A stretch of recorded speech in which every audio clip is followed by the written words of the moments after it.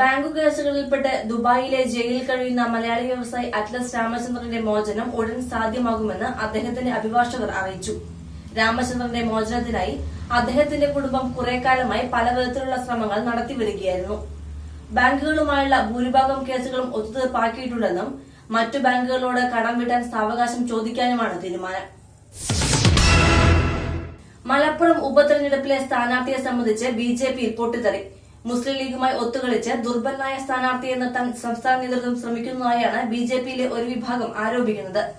സംസ്ഥാന president Kummanam രാജശേഖരനും എംഎൽഎയായ O രാജഗോപാലും തമ്മിൽ core കമ്മിറ്റിയിലുണ്ടായ തർക്കമാണ് ബിജെപിയിൽ പുതിയ പോരിന് കളമൊരുക്കിയത്.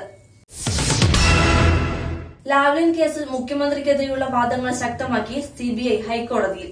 SNC ലാവ്ലിൻ കമ്പനിയുമായി നടത്തിയ ഇടപാടിന്റെ വിവരങ്ങൾ അന്ന് വൈദ്യുതി മന്ത്രിയായിരുന്ന പിണറായി വിജയൻ അതീവ രഹസ്യമായാണ് കൈകാര്യം ചെയ്തതെന്ന വാദമാണ് സിബിഐ ഉന്നയിക്കുന്നത്. വർക്കലയിൽ +1 വിദ്യാർത്ഥി ആത്മഹത്യ ചെയ്തു. MGM സ്കൂൾ വിദ്യാർത്ഥി അർജുനാണ് ആത്മഹത്യ ചെയ്തത്. സ്കൂൾ മാനേജ്മെന്റിന്റെ ഭാഗത്തുനിന്നുണ്ടായ പീഡനമാണ് വിദ്യാർത്ഥിയെ ആത്മഹത്യയിലേക്ക് നയിച്ചതെന്നാണ് ആരോപണം. മലബാർ ഗോൾഡ് ആൻഡ് ഡയമണ്ട്സിനെ സാമൂഹിക മാധ്യമങ്ങളിലൂടെ അപകീർത്തിപ്പെടുത്താൻ ശ്രമിച്ച കേസിൽ മലയാളി യുവാവിന് ദുബായ് ഫസ്റ്റ് ഇൻസ്റ്റൻസ് കോടതി 2.5 ലക്ഷം ദിർഹം പിഴ വിധിച്ചു.